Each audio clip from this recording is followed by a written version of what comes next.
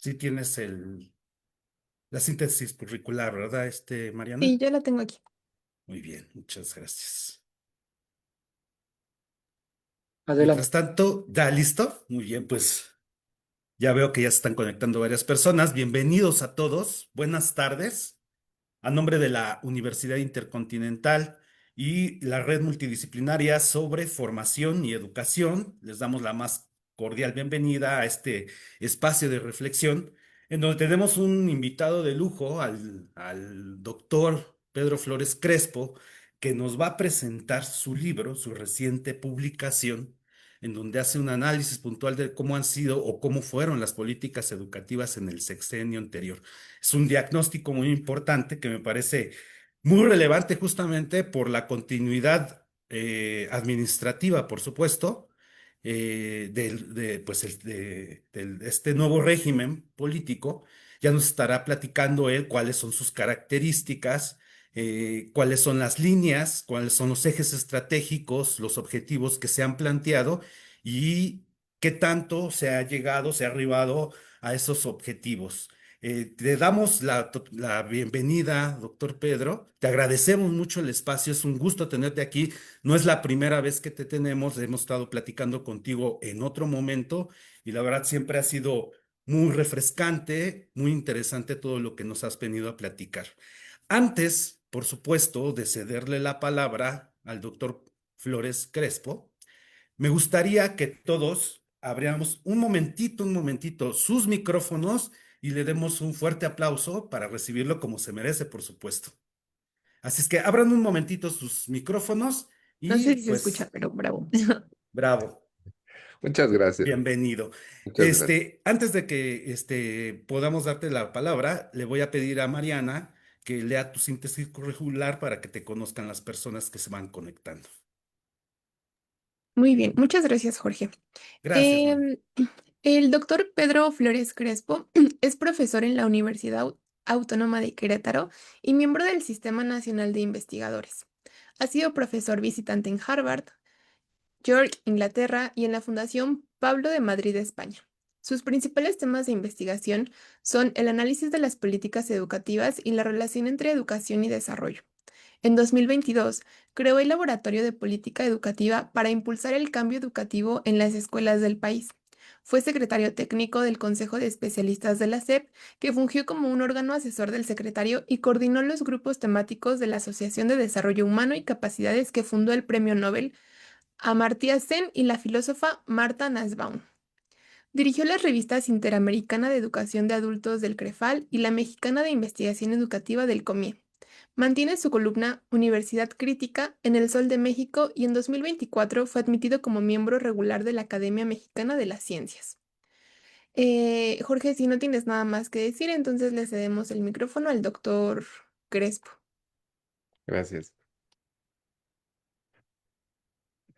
Bien, no, pues les agradezco mucho, Jorge, Mariana, a la red y a la WIC que me hayan invitado para estar esta tarde aquí con ustedes, para dar a conocer el contenido de un libro que fue de reciente publicación por la Asociación Nacional de Universidades e Instituciones de Educación Superior, la NUYES. El libro lleva el título de ¿Por qué fallan las políticas educativas? Análisis del sexenio 2018-2024. Platicaba con Jorge que el objetivo de este libro es centrarse o hacer un análisis de los procesos de gobierno. Los gobiernos que son democráticamente electos, como era en nuestro país, eh, son cuerpos de poder poderosos, tienen recursos económicos, simbólicos, legales, populares, que uno pensaría que son capaces de resolver los problemas, y así, bueno, ha sido históricamente, los problemas que la gente enfrenta. Eh, lo interesante es que estos aparatos de poder, estos aparatos de poder político, muchas veces no dan los resultados esperados. Y es ahí donde los analistas de política queremos centrar la mirada, tratar de explicar por qué estos entes, electos popularmente, con poder, fallan. Ese es el objetivo de este libro, tardarlo de explicar. Para eso voy a tratar y voy a hacer una presentación, voy a pasar una presentación para ir explicándoles en qué me fundamento para decir que fallaron las políticas educativas o la política educativa en el sexenio pasado, en la administración pasada que corrió de 2018 a 2024. Entonces voy a hacer aquí, me dicen si ya la ven, por favor. Ya se puede ver. Listo. Sí, bueno. ¿Cuál es el objetivo entonces? Explicar las razones, como les decía, por las cuales la política educativa, y ahorita vamos a explicar qué es, durante el sexenio pasado no dio los resultados esperados, no por lo que diga yo o porque sea necesario saber o obtener en la política educativa, los resultados que ellos mismos, el gobierno mismo, fijó. Ellos hicieron un programa sectorial donde estaban los objetivos y en esos objetivos yo me centré para ver qué se cumplió o no, contrastándolo con los logros reportados en los informes de gobierno, que son cada año. Y ahí es el fundamento para decir que fallaron las políticas, porque la mayoría de estas metas que se establecieron por el propio gobierno no se cumplieron. Para ello he preparado la presentación en 4 partes principales. La primera es un poco para marcar el contexto y los académicos siempre tratamos de manejar o acercarnos a la realidad con conceptos y es importante en este caso pues decir a qué me refiero con una política pública educativa, cómo se hacen los análisis sexenales, que no es una cosa nueva. Hay colegas que lo han hecho recurrentemente, pero hay diferentes métodos. Y esto es importante aclararlo para poder entrar a la discusión. ¿En qué consistieron los incumplimientos? Es la parte más donde voy a mostrar los datos y decir, se prometió esto y se logró esto en varias vertientes. Luego una explicación o explicaciones que desde mi perspectiva son importantes señalar. Son explicaciones eh, que ahora las pienso a lo largo de las diferentes presentaciones que hemos hecho del libro. Son explicaciones abstractas, son unas explicaciones generales, no son tan puntuales. De hecho, en las críticas que he recibido de mis colegas a lo largo de las presentaciones es que hay otros factores que pueden explicar esto y tienen razón. Pero yo aquí doy explicaciones que no son comunes, que no tienen que ver, por ejemplo, con el financiamiento, con la falta de interés político, con la voluntad, con otro tipo de factores políticos que impidieron que se cumpliera la agenda educativa. Y eso me interesa discutirlo con ustedes para ver eh, si estoy en lo correcto o no, ¿no? Por eso agradezco mucho esta invitación y el foro. Y al último, la idea es, como después de este balance que podemos hacer, balance crítico, es decir, lo que se hizo bien, lo que se hizo mal, pues para dónde irnos, para qué pensar, sobre todo qué pensar analíticamente. Muchos de ustedes están haciendo tesis de doctorado, muchos de ustedes están involucrados en la educación, muchos de ustedes son profesores, padres de familia, investigadores, maestros, maestras, y es importante reflexionar qué nos toca o cuál es nuestra responsabilidad en el desarrollo de la política pública en educación de nuestro país, ¿no? Bien, bueno, empecemos. Miren, conceptualmente, las políticas públicas las hemos definido como cursos de acción que pueden ser explícitos o implícitos. Explícitos, es decir, el gobierno dice lo que va a hacer, pero también es importante tener en cuenta la dimensión implícita de las políticas, es decir, lo que los gobiernos no dicen que van a hacer, pero hacen.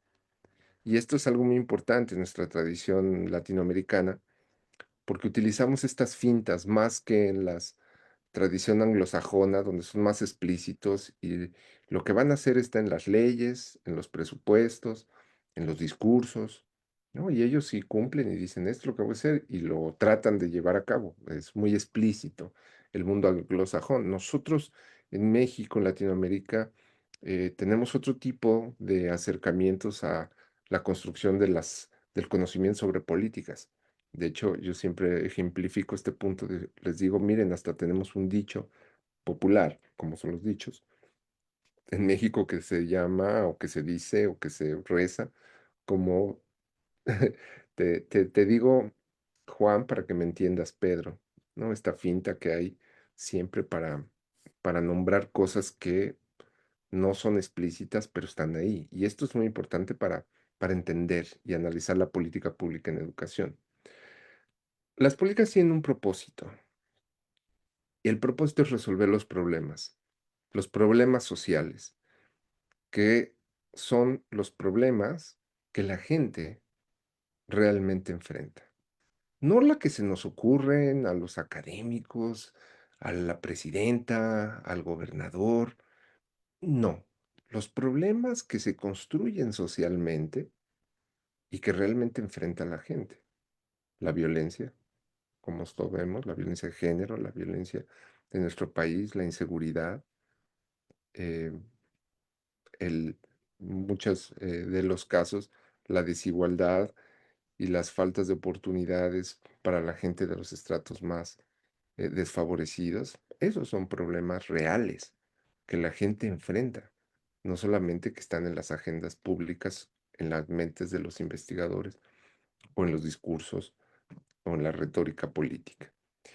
Y todo esto se cumple bajo principios que el Estado se fija. Ojo, el Estado entendido como un ente en un territorio que aglutina a los distintos gobiernos de los distintos órdenes. eh, y esto es muy importante. Un principio que el Estado mexicano se fijó y que no ha cambiado desde principios del siglo XX, pues es la laicidad. Es un principio que aunque cambie un régimen, cambie un gobierno, se vote por una cosa, se vote por otra, el principio de la laicidad permanece. El principio de lo público, el principio de la gratuidad. Son principios que el Estado mexicano se ha fijado y que no tienen que ver con algún partido, algún gobierno, algún sector. Son principios que están todo el tiempo ahí. Pueden cambiar, ¿eh? Si decimos mañana vamos a hacer la república, no sé, comunista, bolivariana, X, estos principios pueden cambiar, pero eso es otro boleto. Y estos principios no han cambiado en el siglo XX, pese a estas alternancias políticas y cambios de régimen. Las políticas públicas, esto es muy importante señalarlo, son públicas no porque partan de los gobiernos electos, sino porque son públicas porque participamos todos.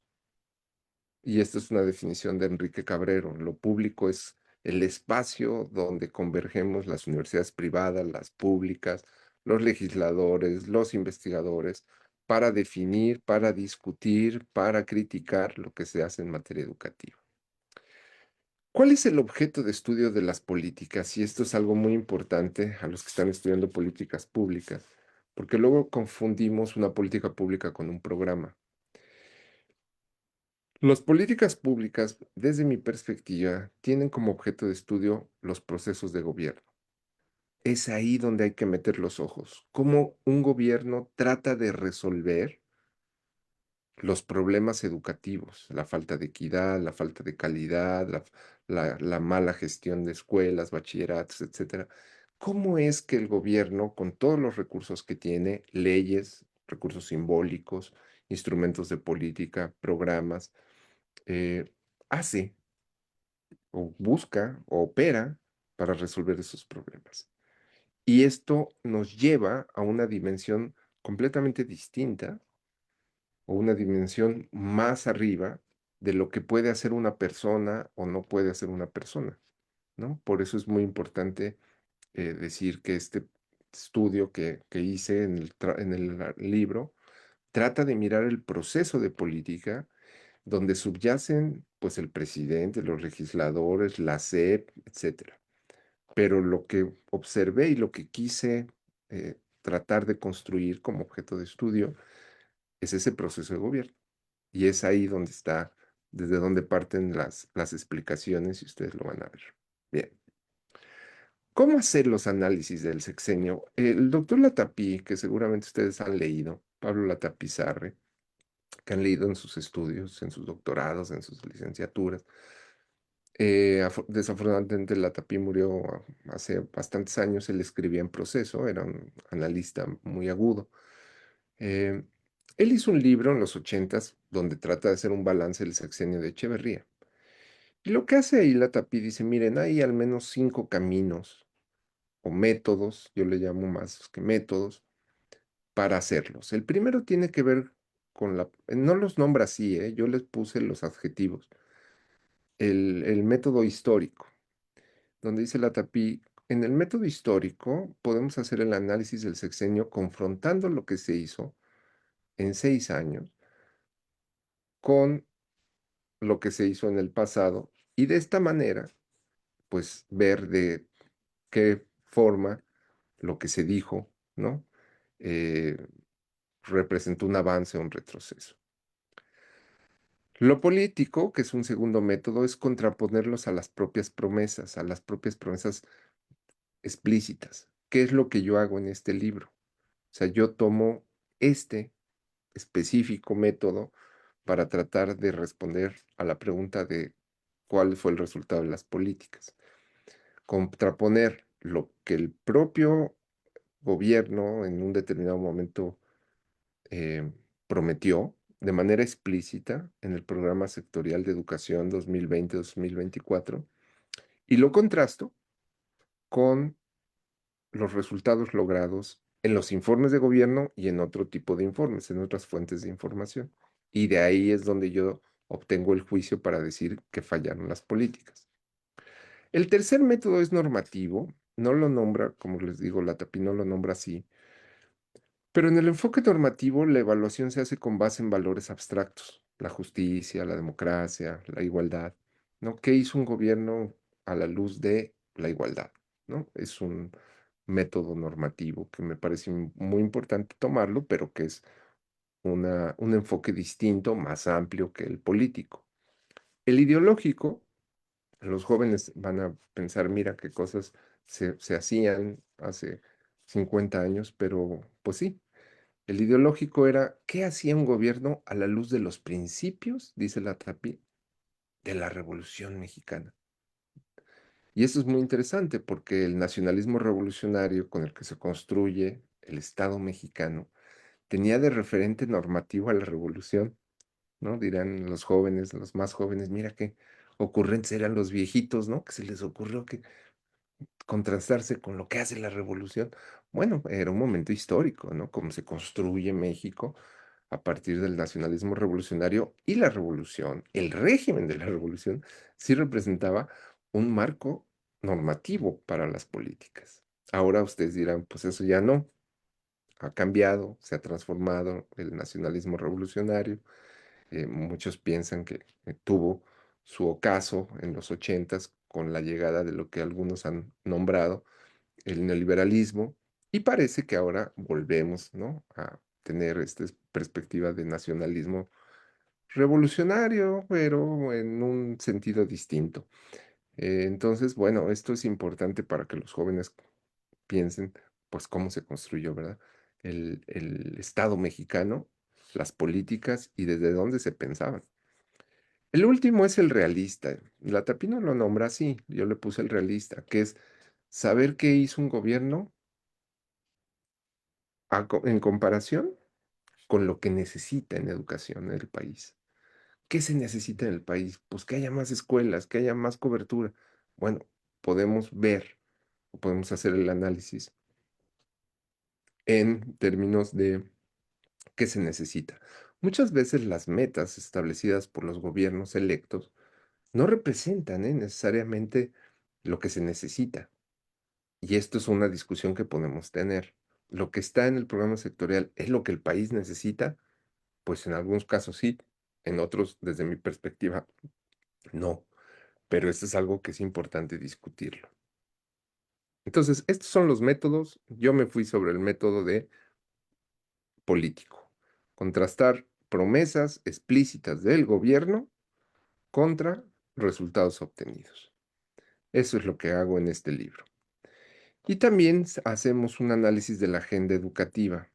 Era muy importante hacerlo porque eh, a mí me parece que la llegada del gobierno del licenciado Andrés Manuel López Obrador a la presidencia representó una tercera alternancia partidista que me parece importante en términos democráticos, dado que pues, habíamos experimentado una en el 97, cuando el PRI pierde mayoría, después llega la alternancia partidista y la democracia, después regresa el PRI y después regresa un partido aparentemente distinto al PRI, en donde gana el otro opositor, el, el régimen que lideraba una persona que estaba en contra durante 20 años de las políticas que se hacían. Entonces México experimenta una alternancia porque el otrora opositor gana y gana de una manera legítima.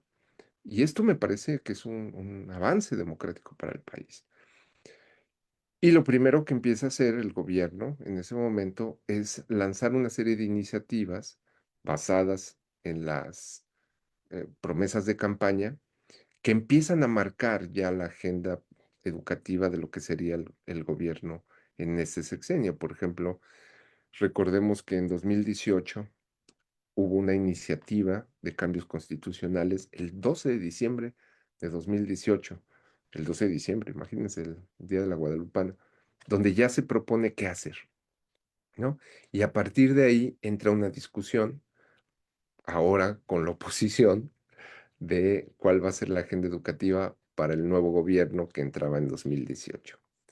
¿Cómo era la agenda educativa del 2018? Claramente había un, como todo, cuando empieza un gobierno, pues hay esperanzas de cambio, hay una narrativa muy subida, la cuarta transformación, o sea, después de la independencia, de la reforma y de la revolución, ahora nosotros vamos a cuarto transformar el país.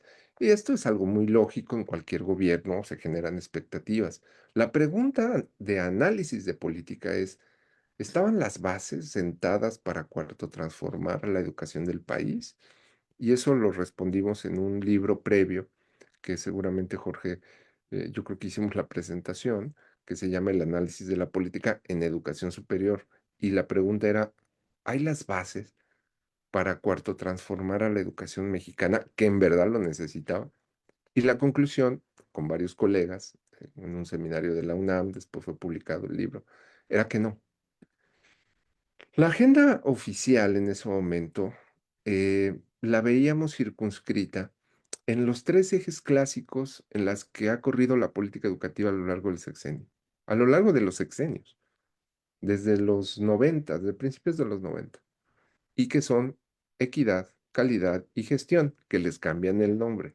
El sexenio pasado fue inclusión, en lugar de calidad le pusieron excelencia, y lo de gestión nada más le agregaron gobernanza. Pero esos son tres ejes sobre los cuales ha corrido la agenda educativa en México, ¿eh? A ustedes han de decir, pues es que los gobiernos prometen reformas y todo. Sí prometen reformas, prometen cambios, pero esos tres ejes han sido constantes desde hace más de 35 años. ¿Qué empiezo a ver o qué se empezó a ver en términos del análisis de la agenda? Que hay una desconexión de los objetivos en el programa sectorial, que además se publica de manera tardía, no sabemos por qué razón, pero se publica tarde, cuando ya estaban arrancando acciones en el sector educativo. Por eso yo he mantenido mi posición de que los programas sectoriales son limitados para analizar la política educativa. Y esto es una crítica al libro, y es una crítica a lo que hice, pero creo que es importante señalarla. Los programas sectoriales son muy útiles en cierto sentido, nos dan la base explícita, pero no son donde se basa la política o donde se desarrolla la política. Entonces, esto me parece importante aclararlo. Hay una desconexión de propósitos en donde se desconecta del objetivo de calidad educativa el de formación docente. Fíjense ustedes, para que la calidad mejore, el aprendizaje, si lo medimos por aprendizaje, pues los profesores son clave, son centrales. Pero con este discurso de que los profesores los iban a revalorizar, el programa sectorial del sexenio pasado desconecta el objetivo de calidad de formación de profesores y el de formación de profesores lo deja por un lado.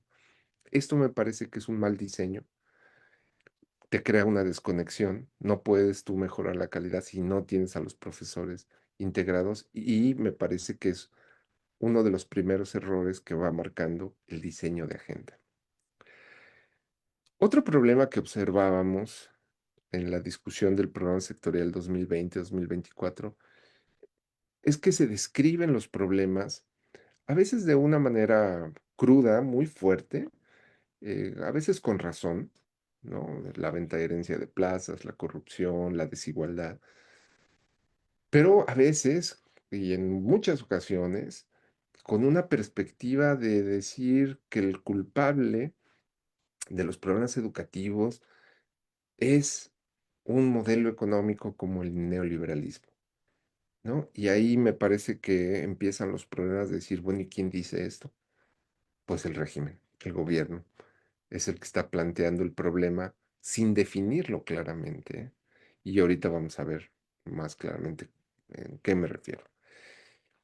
Las iniciativas al principio del sexenio fueron contrapuestas a una iniciativa de la oposición, hecha por un grupo que se llama Red de Educación y Derechos, que tendía a mantener cosas que nos parecían. Estuve involucrado en la Red de Educación y Derechos, hicimos la contrainiciativa, pues hicimos la iniciativa constitucional que fue contraria a la iniciativa presidencial, y que la adoptaron los gobiernos de oposición y que a partir de eso surgió una tercera iniciativa que fue la que imperó.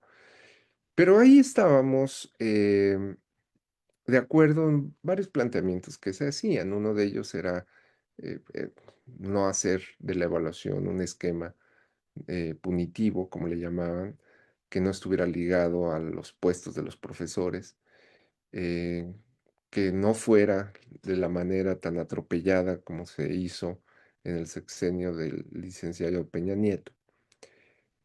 Había que erradicar la desigualdad, eso estábamos de acuerdo, eh, pero en otros puntos no. Por ejemplo, uno de ellos era que el ingreso y la promoción docente se hiciera mediante evaluaciones rigurosas, integrales y obligatorias para entrar al servicio profesional docente.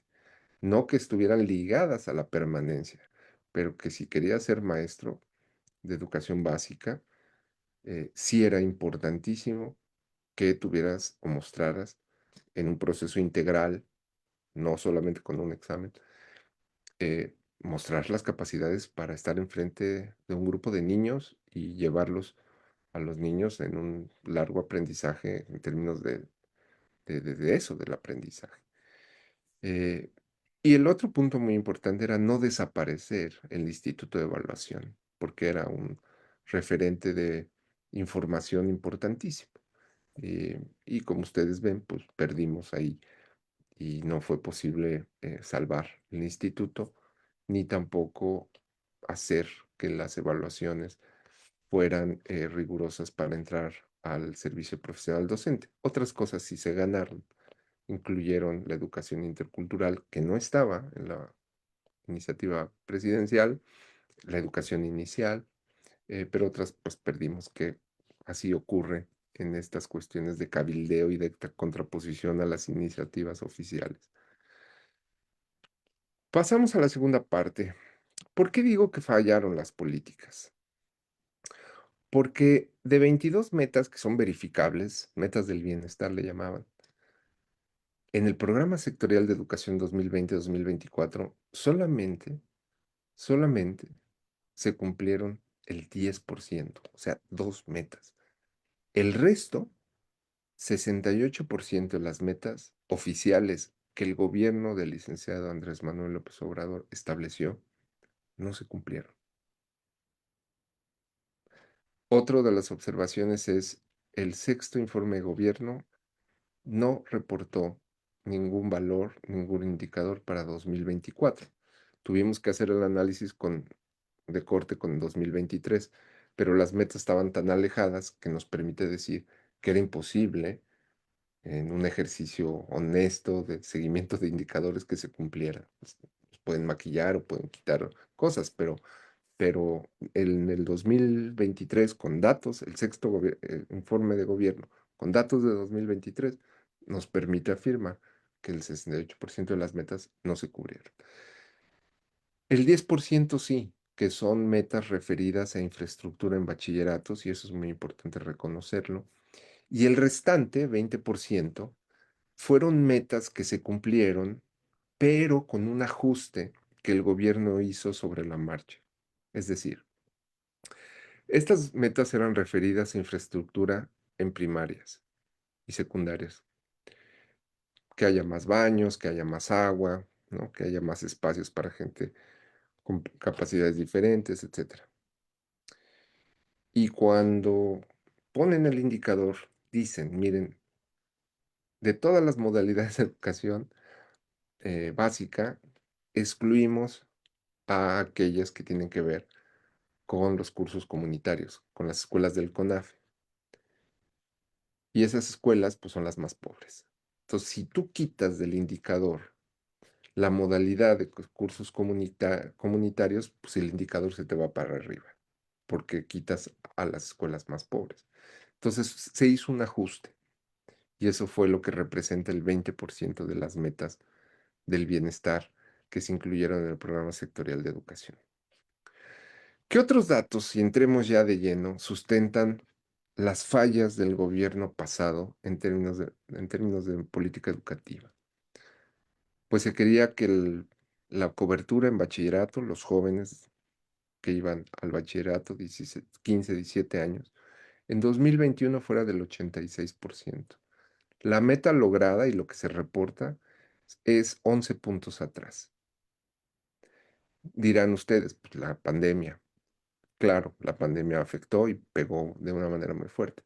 Pero ojo, en 2018 se dijo que todos los jóvenes de educación media superior iban a tener una beca.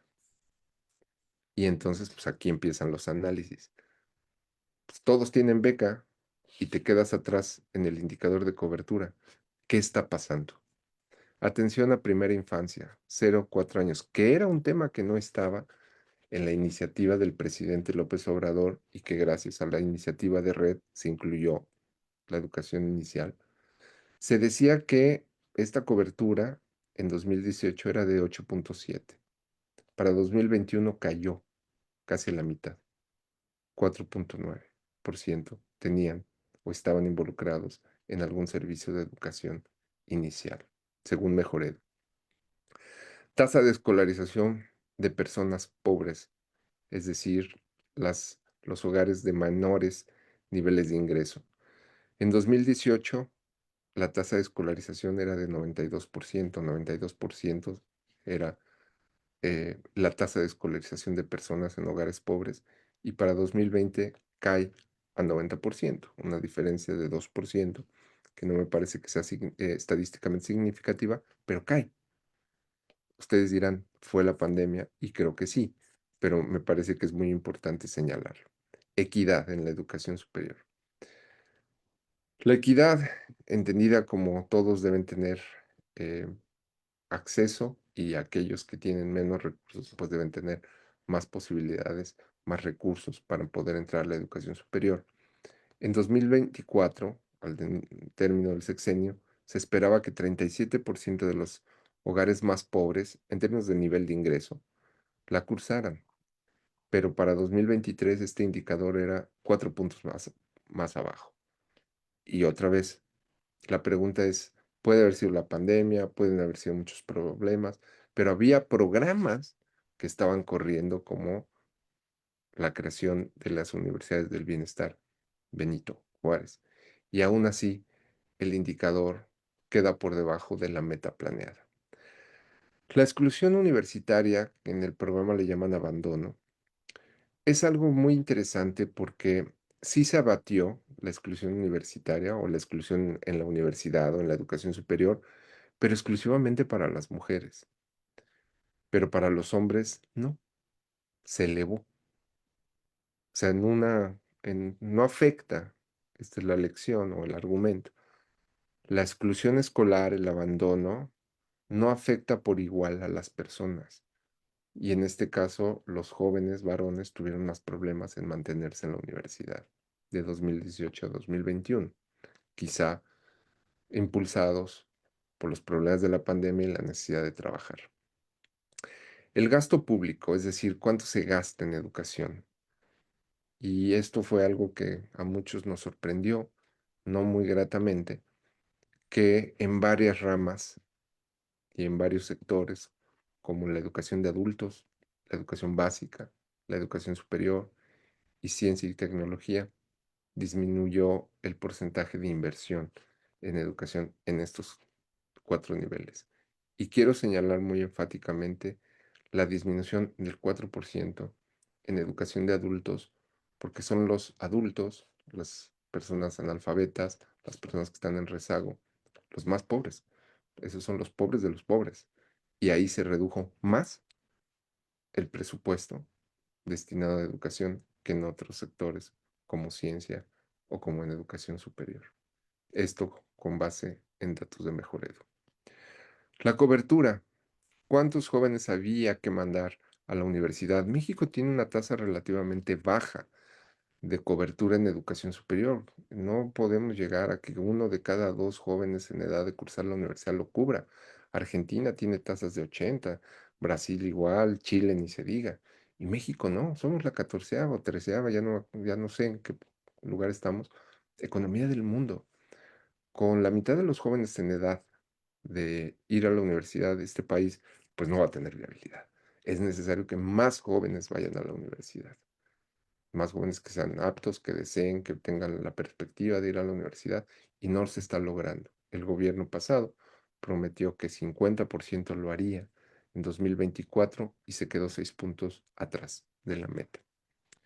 El aumento de la matrícula en las escuelas normales. Ellos, en algún momento el gobierno pasado quería elevar el número de la matrícula en escuelas normales. Y aquí es donde empezamos a reflexionar.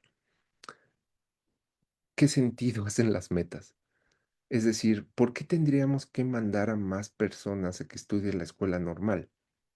Y alguien diría, pues porque es necesario que haya más profesores. Y la pregunta es, ¿y si hacen falta profesores de educación básica? Y la respuesta es sí, pero en áreas específicas.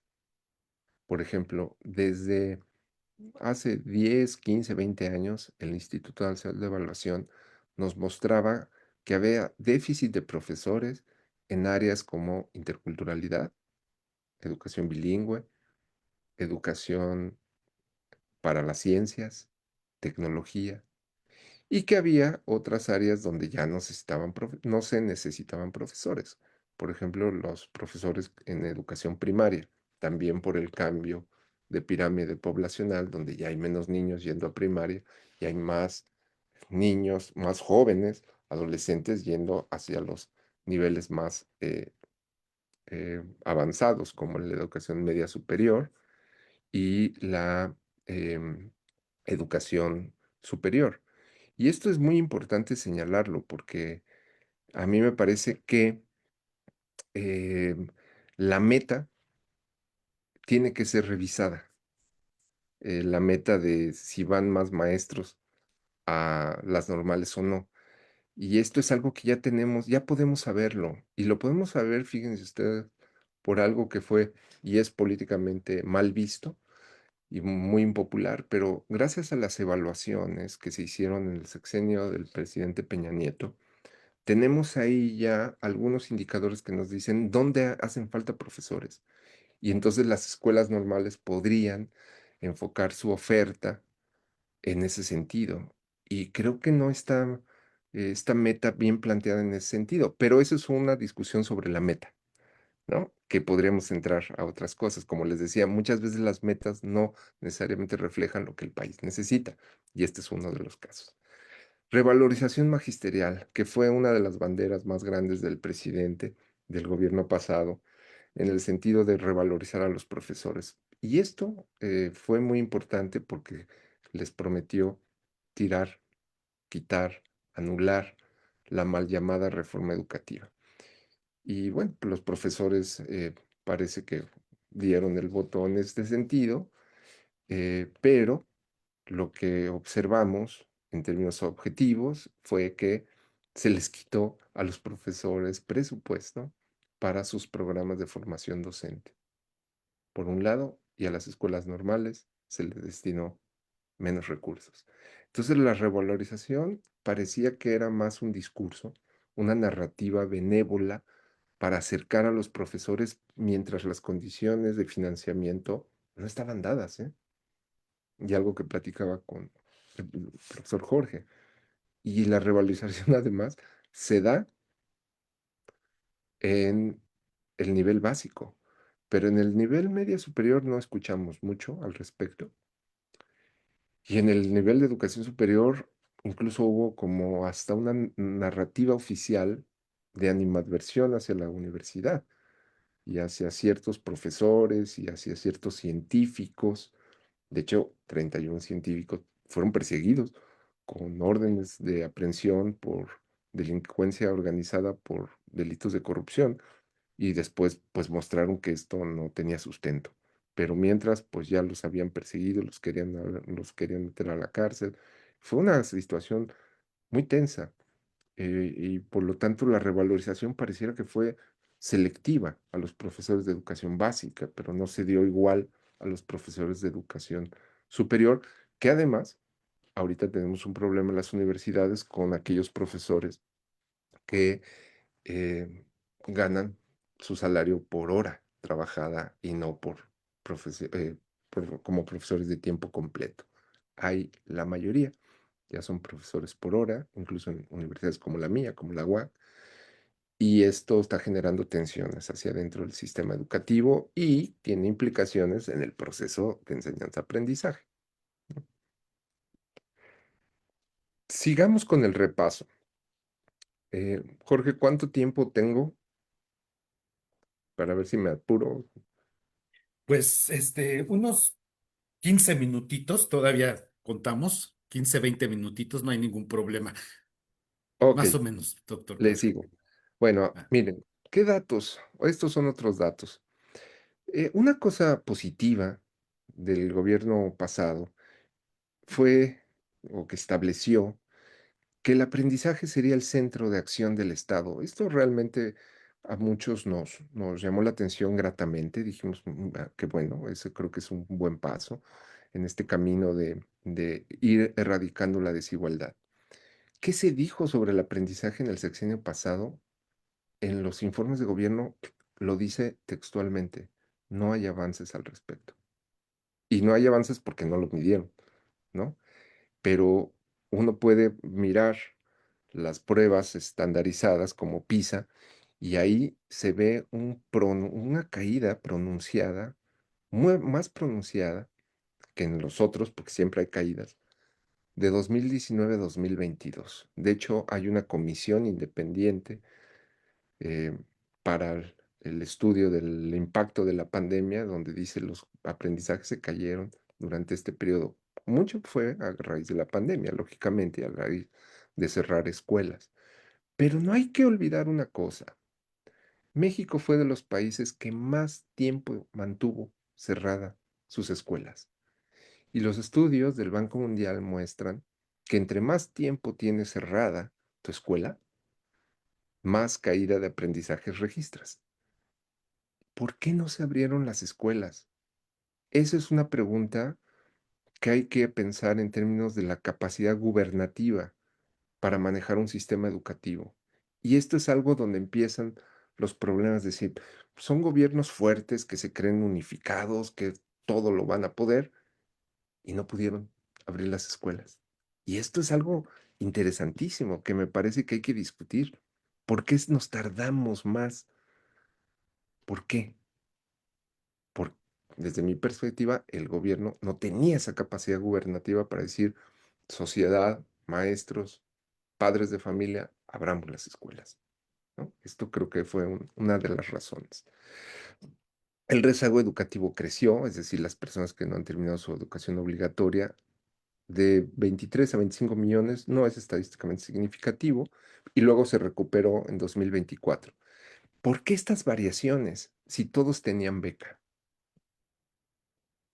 Esa es la pregunta de política pública que me parece importante señalar. ¿O es acaso que las becas son limitadas para evitar o prevenir la deserción, el abandono? Pareciera que sí, pero fue y sigue siendo uno de los principales programas del gobierno actual y del pasado. Y esto creo que es importante para pensar a futuro cómo reformular los esquemas de becas.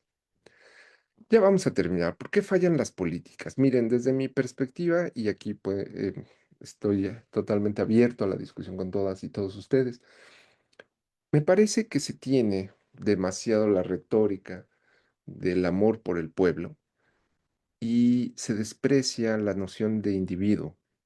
¿Qué quiero decir con esto? No es una cuestión ideológica de que prefiera una cosa sobre la otra, es una cuestión ontológica.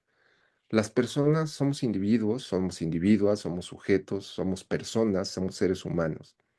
Y los seres humanos son los que tenemos los problemas y los enfrentamos, no el pueblo. El pueblo tiene otros problemas. Incluso yo me atrevo a pensar que el pueblo pues es una construcción de los regímenes como los que tenemos para desde ahí ver, empujar políticas, pero los problemas que la gente realmente enfrenta son otros.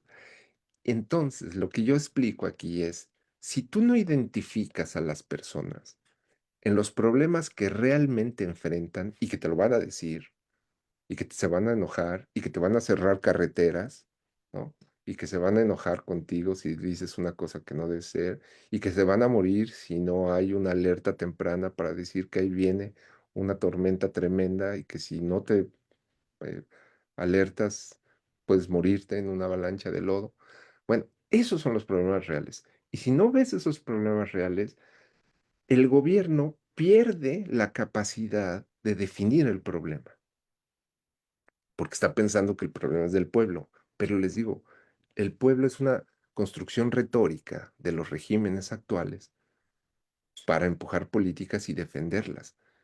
Pero lo que importan son las personas.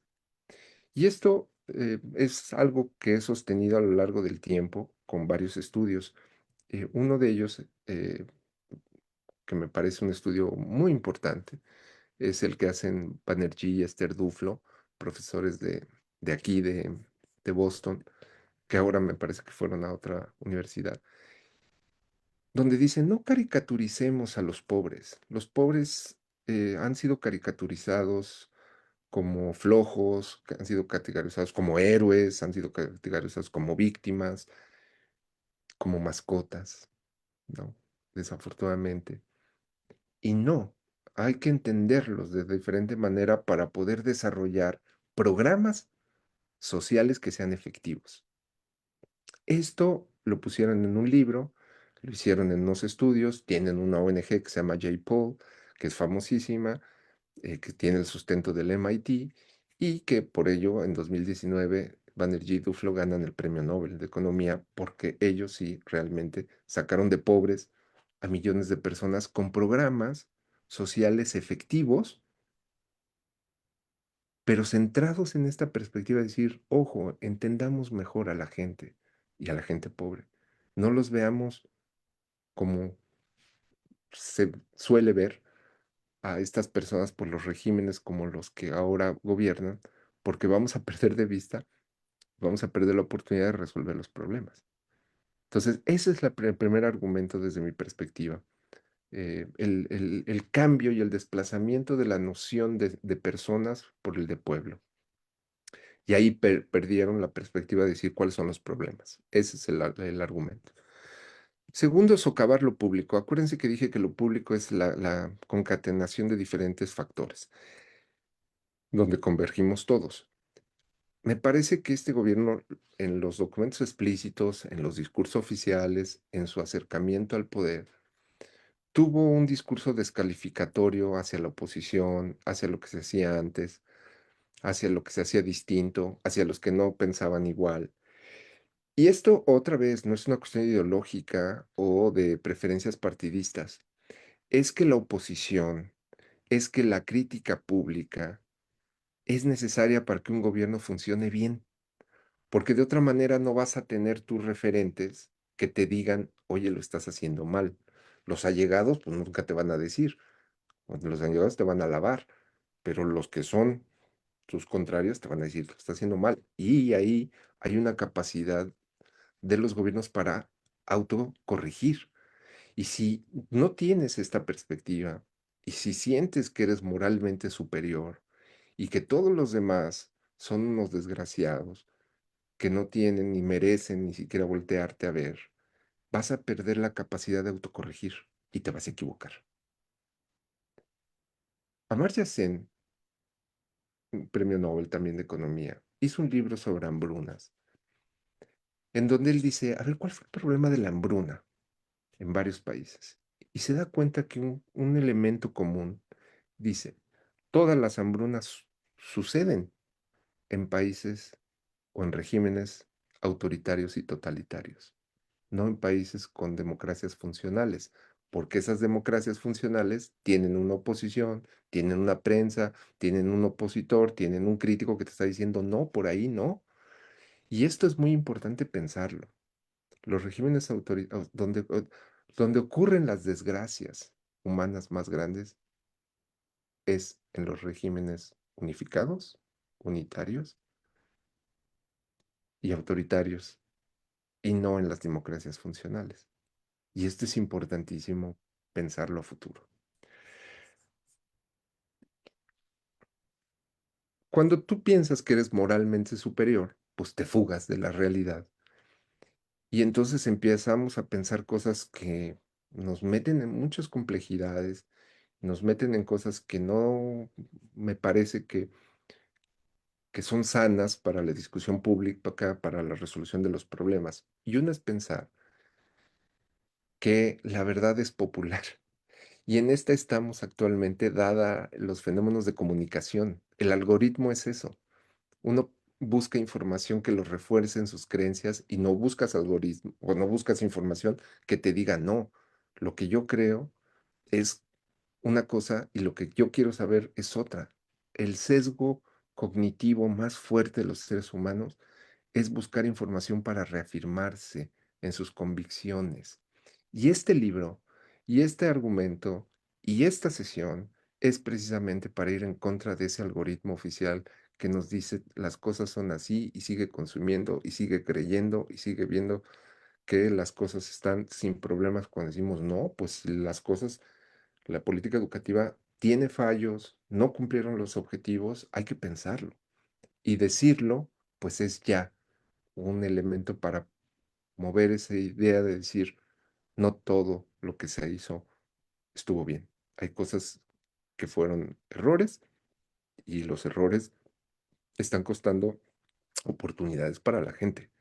Y ese es el punto, ¿no?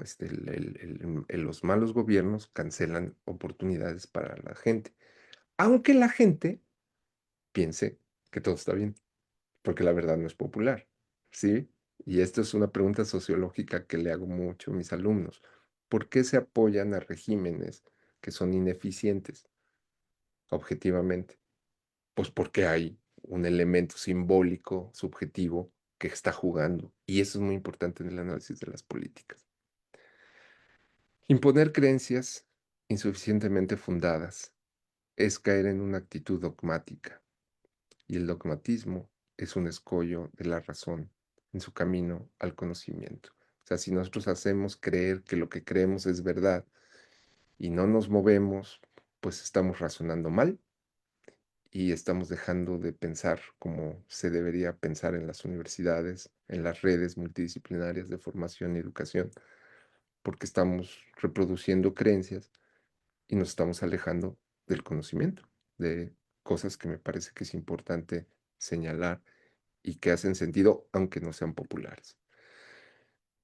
Creo que también hay un retraimiento de la autoridad en este tipo de regímenes como los que te digo, no son exclusivos de México, los regímenes políticos como los que estamos eligiendo en este país donde me encuentro ahorita, Estados Unidos, em, eligieron un régimen similar, donde las autoridades se retraen. ¿Qué quiero decir con esto?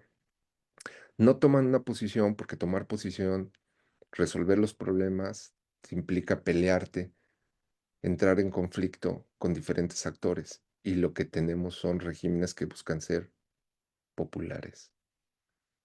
Y cuando quieres ser popular, pues no resuelves. Ejemplo de esto fue que en la pandemia las madres apoyaron más a los niños en la educación en casa que los maestros. La pregunta es ¿por qué? Y muchos dirán, pues puede ser que los maestros también, hubieran estado también contagiados y puede ser que los maestros no tuvieran las oportunidades para apoyar a los niños. Pero ahí es donde el Estado, el gobierno, tendría que haber dicho, todos apoyar la educación de este país, los padres de familia y los maestros con los apoyos que nosotros podemos dar como Estado, como gobierno. Son poderosísimos, tienen los recursos. Y no ocurrió así. Y esto me parece que es una cuestión que explica durante la pandemia cómo el gobierno se retrajo y entonces pues para abajo los aprendizajes de acuerdo a algunas estimaciones que se hicieron, no a nivel nacional, pero por ejemplo, Mexicanos Primero hizo un acercamiento y muestra que 88% de los niños no podían resolver problemas matemáticos. Luis Medina y Arcelia Martínez hicieron otro estudio sobre medición de aprendizaje siguiendo la metodología de algunas pruebas estandarizadas y los resultados coinciden. Entonces, me parece que todos en general, al cierre de las escuelas, se perdieron aprendizajes. El punto es cuánto y qué responsabilidad tuvieron los gobiernos en hacer que esas caídas fueran tan pronunciadas. Mejor Edu no lo dice tan abiertamente porque estaba en ese momento la junta de gobierno de Mejor Edu era muy afín al presidente, no se atrevía a decir muchas cosas, pero sugiere que el gobierno no orientó pedagógicamente a las comunidades escolares. Tampoco hubo una flexibilización de la jornada laboral, que hubieran dicho los padres trabajan menos, un día menos para apoyar a sus hijos. En otros países lo realizaron. Tutorías de una manera más horizontal tampoco hubo. ¿Y que sí hubo? Pues el otorgamiento de 450 millones a las televisoras para llegar a todas las casas con el Aprende en Casa. Y la explicación, o más bien la duda que muchos teníamos es, ¿pero por qué? Si ellos dicen que están llegando a más del 90% de los niños, ¿por qué tienen que entregarle dinero a las televisoras? Televisoras, eh, empresas de quien ahora está en contra del gobierno por un problema de fiscal y de impuestos, pero se les entregaron recursos desde el gobierno, un subsidio público. Y esto es algo que eh, a mucho sentido, o a muchos nos llamó la atención. ¿Por qué fallan las políticas? Porque me parece que estamos en tiempos en donde se hacen programas, ahora se llaman estrategias nacionales, reivindicatorios, ante una serie de políticas de los años pasados y de los gobiernos pasados, en donde se hirió el estatus social, diría Michael Sandel, un profesor de aquí de Harvard, de las personas. Es muy fácil hacer programas reivindicatorios que la gente apoye, que la gente aplauda, pero que, fíjense ustedes, puedan no ser social y educativamente eficientes. Uno de ellos, pues, fue la evaluación educativa. Es impopular hacer evaluación y de los docentes, más impopular. ¿Es necesaria? Pues sí, pero estamos en el tiempo donde si desaparecen, desmantelan pruebas estandarizadas, un instituto de evaluación, pues no pasa nada, ¿no? Hay un apagón informativo, dice Eduardo Bakov, por parte del gobierno actual, en donde ya nos dejó sin información de cómo funciona el sistema educativo mexicano. ¿Y ustedes han visto alguna protesta, marcha, bloqueo por haber cancelado el derecho a tener información pública? Pues no, porque son políticas como les repito, impopulares, ¿no? Entonces la gente no se moviliza. La gente tiene significado con las políticas populares y reivindicatorias, ¿no?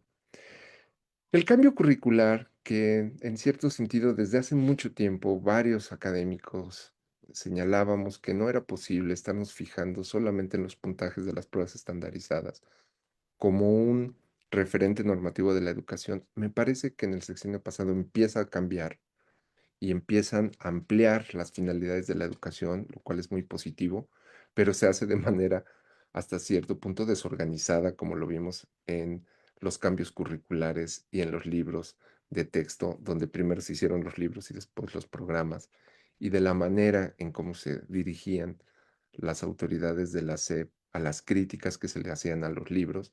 David Block eh, es un especialista en matemáticas donde critica el libro de matemáticas y dice, bueno, pues sí, pero para usar las matemáticas, primero hay que aprenderlas. Y lo que hicieron en la SEP el sexenio pasado fue diluir todos los contenidos, todo el contenido de matemáticas.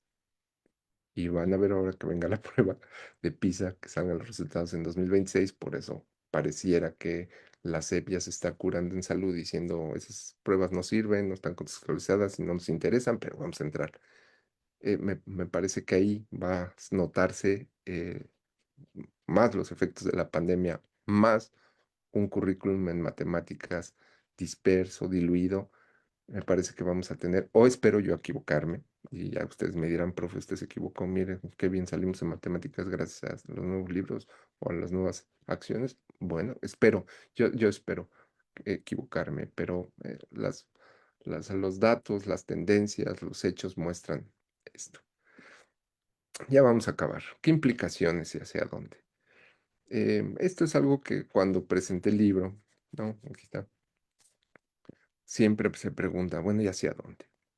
Una de las primeras cosas que yo digo es, hay que hacer uso de la cultura popular tan bonita en esas canciones, que bueno, era un poema de Renato Leduc, pero que aprendimos los viejitos con una canción de Marco Antonio Muñiz, que se llama eh, La sabia virtud de conocer el tiempo, era una canción.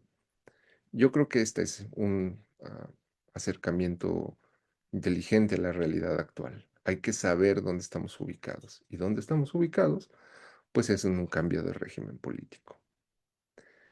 Un cambio de régimen que dice Alejandro Monsiváis, un científico político de México, que no es una erosión a la democracia, que realmente es un cambio de régimen político y que estamos ya, como dice algunos organizaciones internacionales, pues en un régimen híbrido, que es aquel que combina eh, elementos autoritarios del gobierno con elementos democráticos. Ya no somos una democracia frágil como hace 10, 15, 20 años. Ya pasamos, ya bajamos, ya estamos en otro nivel. Y esto es muy importante para entender las políticas públicas actuales, ¿eh? Ya, ¿qué caso tiene que comparezca un secretario de Educación en la Cámara si las mayorías ya son del mismo partido como era hace 50 años? ¿Qué caso tiene que se rinda o que se quiera dar un informe si ya los informes parecen más como autocelebraciones que rendición de cuentas? Entonces hay que entender cómo estamos configurando todos este régimen político y a partir de ahí ver qué políticas, quizá ya no públicas, no lo sé, gubernamentales, se van a desarrollar. Pero hay cosas que me parece importante. Una de ellas, y también, aunque este libro tiene un título negativo, pesimista, no negativo, pesimista, fallan las políticas. No quiero terminar la charla con este sentimiento, sino decir, sobre todo porque seguramente que hay muchos jóvenes, o más jóvenes que yo, seguramente, que dirían, bueno, ¿y para dónde? Yo creo que México ha aprendido y ha experimentado dos cosas que son importantes. John Subirats, en un libro sobre la fatiga democrática, dice, pues hay países que ya experimentaron la arrogancia tecnocrática y el simplismo populista. Me parece que México es uno de ellos. Ya sabemos que tanto uno como otro modelos de gobierno no dieron los resultados esperados. ¿Y entonces qué hacer? Pues hay que pensarle y creo que sí podemos hacerlo bien. Es muy importante encontrar un espacio que fue negado durante la tecnocracia, durante el neoliberalismo, que tiene que ver con la dignidad. Y la presidenta lo dijo en el primer informe. Mi gobierno no es solamente de modelos políticos y económicos, es de dignidad. Y yo me quedé, dije, "Ah". Bueno, este punto es importantísimo para pensar a futuro. Que haya programas populares, que haya programas que reivindiquen a las poblaciones que necesitan ser reivindicadas, pero que funcionen, que den resultados y que no generen otro tipo de problemas dentro del sistema educativo y dentro del sistema de políticas públicas, ¿no? Y para eso hay que recuperar lo público, hacer la discusión, pasar los problemas, construir los problemas socialmente con discusión pública, donde todos participemos, donde todos nos veamos como iguales. Porque si no nos vemos como iguales, no puede haber participación. Pues estamos desconfiando de todos. Y eso todavía no parece que no lo estamos logrando, precisamente por estos discursos de superioridad moral. Otra idea que me parece importante para los jóvenes es decirles que no todas las ideas que se generan funcionan igual. Hay ideas que funcionan para enriquecer la vida, para hacernos vivir mejor, y hay ideas que nos llevan a la confusión, al odio, y que son ideas que probaron ser erróneas. El fascismo, el nazismo, y que mataron gente. Y hay ideas que nos sirvieron para vivir mejor.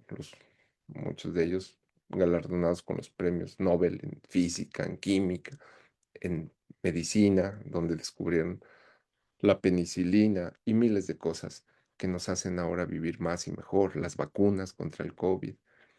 No todas las ideas. Alguien con perspectiva posmoderna me aventará ahorita un GIS.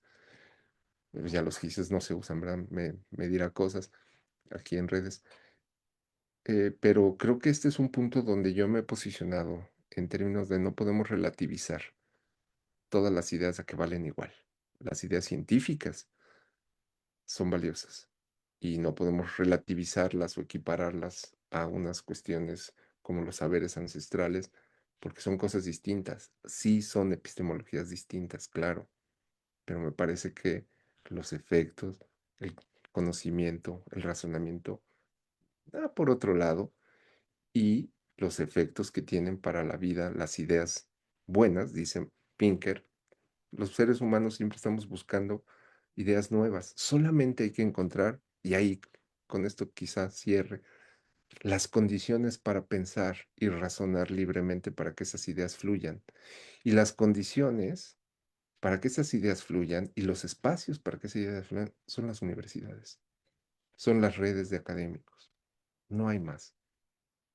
Esos espacios es donde tenemos la libertad de decir lo que querramos, de pensar de manera libre y de probar ideas. Es ahí, porque no hay otro espacio, ya no hay otro espacio. Entonces, esto es un mensaje, creo, promisorio para la universidad en general. Y con esto, como les decía, termino. Quedo muy atento a sus comentarios, a sus críticas. Espero que puedan encontrar el libro, que lo puedan leer y que tengamos otra discusión ya presencial, quizá, Jorge, con dudas que tengan sobre este material. Y agradezco mucho el espacio y quedo atento a escucharlos y a escucharlas sobre las dudas y preguntas que tengan. Gracias. Muchas gracias, doctor Pedro Flores Crespo. Bueno, pues ya, de hecho, ya llegamos al momento de intercambiar con nuestro invitado, establecer un diálogo, plantearles las dudas que ustedes tengan, los comentarios, las observaciones a lo que nos ha comentado. Les doy unos segunditos, ¿verdad? Para que puedan empezar a formular sus preguntas. Mientras tanto, pues, no, hombre, muy interesante el análisis que haces, muy puntual desde la perspectiva o metodología, como tú lo mencionas, que decidiste utilizar de política. Ahora sí que el análisis puntual de cada uno de los puntos que se prometen y lo que no se cumplió en términos, en datos además, ¿no? Para que no haya ninguna duda en los datos posibles que se lograron realmente con respecto a lo que se había dicho que se iba a bueno, pues se proyectaba para el sexenio anterior. Muy interesante, la verdad, todos los aspectos que vas mencionando. Hay muchos elementos, independientemente de que decías que te ibas a centrar en esa metodología, vas tocando aspectos muy importantes de la ideología, por ejemplo, ¿no? El papel que va jugando durante el desarrollo, en este caso de una administración, pero en general el desarrollo y la implementación de cualquier tipo de programa político y cómo también la retórica, la ideología, los discursos van a jugar también un papel muy importante. Por ejemplo, planteabas la idea la cuestión del populismo, ¿no? ¿Qué es eso? ¿No? Es un tema muy importante para los interesados en la política, pero en general para cualquier persona interesada en el ámbito de lo social. Mm.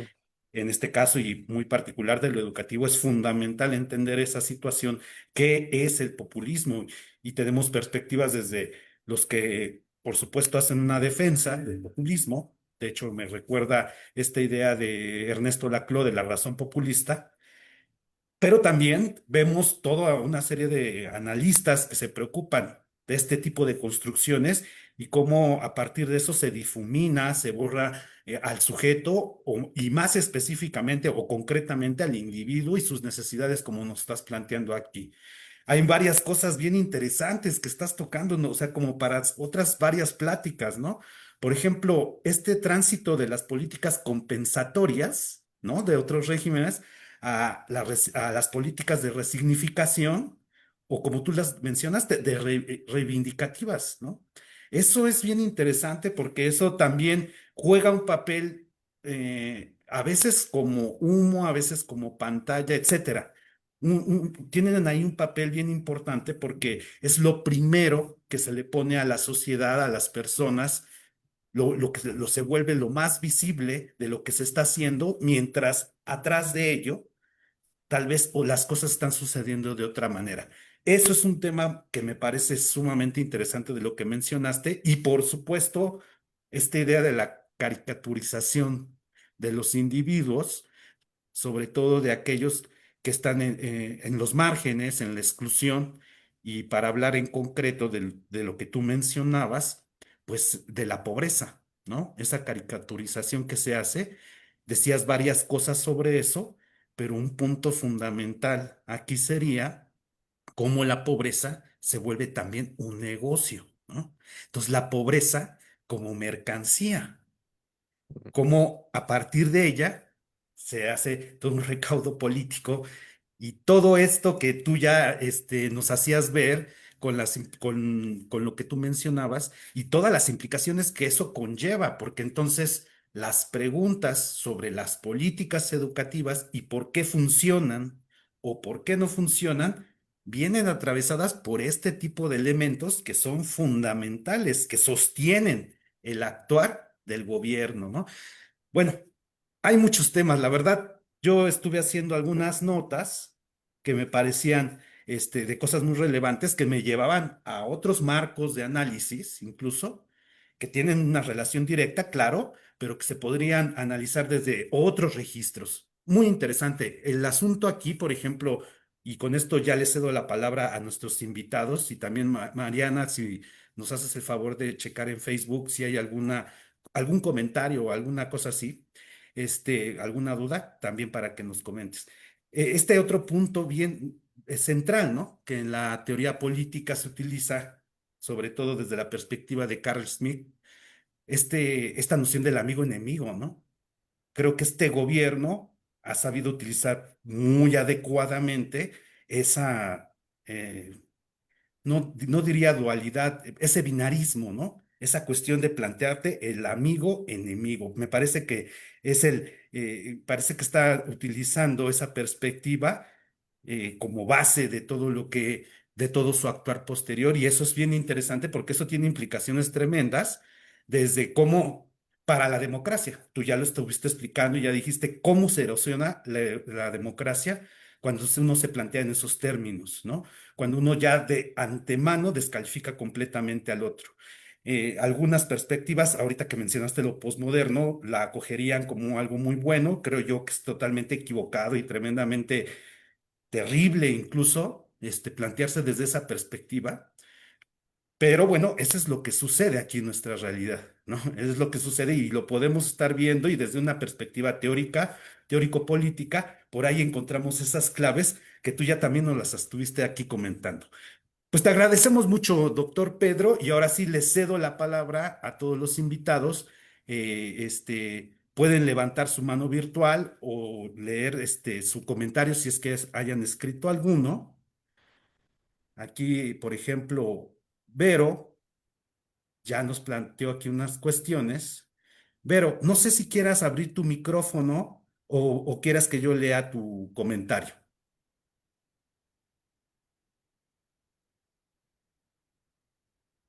Ah, creo que ya se fue, ¿verdad? Ah, no, sí, aquí está. Vero, bueno, dice Vero lo siguiente. Me parece muy importante desde el título de la conferencia. Sabemos que la educación y la política están muy unidas y desde los sexenios de Andrés y la actual presidenta que son los que nos están rigiendo el país, como lo dicen perdón, como dicen los pobres, son los más afectados en la educación. La pregunta es, ¿considera alguna solución o posibles logros que se pueden plasmar desde la educación privada buscando favorecer a los pobres del país? Si quieres, podemos juntar un par de comentarios y preguntas y ya te doy la palabra, mi estimado. Aristides, ¿quieres participar? ¿Quieres abrir tu micrófono? ¿O quieres que yo la lea? Aristides es un estudiante de doctorado de aquí de la Universidad Buenas Intercontinental. tardes, buenas tardes. ¿Me escuchan? Adelante, mi Ah, querido Aristides. muchísimas gracias, doctores. Me fascinó primero la plática, fue muy ilustrativa para mí y creo que va a impactar directamente a mi trabajo. Muchísimas gracias, doctor Pedro. Gracias. Bueno, mi pregunta es, ¿qué parte de esas políticas públicas educativas fueron afectadas por las acciones implícitas, ¿no? O sea, lo que realmente ellos hicieron y que rompieron precisamente las promesas, es decir, la parte explícita, ¿no? Lo que ellos mencionaron, que fue más o menos lo contrario o cómo ellos mismos se sabotearon. Gracias. Muy bien, pues entonces, gracias Aristides. Si te parece, mi querido Pedro, Sí, empezamos con esos dos comentarios. sí, no, bueno, pues muchas gracias por sus comentarios. Voy a empezar con lo de Arístides porque el tema de lo implícito y lo explícito es algo que ha causado interés en las presentaciones. De hecho, algunos colegas me criticaron, me dijeron, no está lo implícito en tu análisis, cuando dices que es una noción de las políticas o una dimensión. Yo les digo que sí está, pero que en mi análisis yo sí me centro más en lo explícito, en el programa sectorial, ¿no? Y esto explica por qué lo implícito no está analizado como una vertiente específica, pero es por eso, porque el método que elijo, pues es a ver qué dijeron en el programa sectorial, que es el componente explícito, y luego qué lograron. Pero para contestarle a Aristides, me parece que hay dos puntos, Aristides, que son interesantes mencionar. Fíjate, el primero fue, nadie, y esto es algo que mañana revisamos una tesis en Veracruz de una estupenda maestra, Ilse, donde hace un estudio sobre el componente afectivo de las políticas. Fíjate, ningún documento de la SEP, ningún discurso oficial dijo en algún momento que se iba a someter a los maestros o que se les iba a descalificar o que no los veían como alguien positivo. No había un documento así. Lo que pasa es que en las leyes, pues sí se sugería una evaluación realmente sin ningún sentido de compasión para los profesores. Y ese componente implícito vino después, gracias a la reinterpretación que hicieron muchos colegas de que a los maestros los estaban afectando, de que les iban a quitar su trabajo, de que los iban a someter. Fíjate cómo, ¿no? Ese componente explícito no existe por la parte oficial, aunque sí se sugiere en las leyes, y de repente toma la forma ya explícita. Y eso afecta tremendamente la implementación de la reforma, no de Andrés Manuel, sino de Peña Nieto. Entonces, ese es un ejemplo de cómo lo implícito y lo explícito se mezclan, ¿no? Y eso se hace a través de la participación de la sociedad. O sea, hubo muchos académicos que dijeron, quieren someter a los profesores, los quieren hacer a esto. Y entonces crearon un discurso de victimización que no está en los documentos oficiales y que afectó el desempeño de la reforma del sexenio antepasado.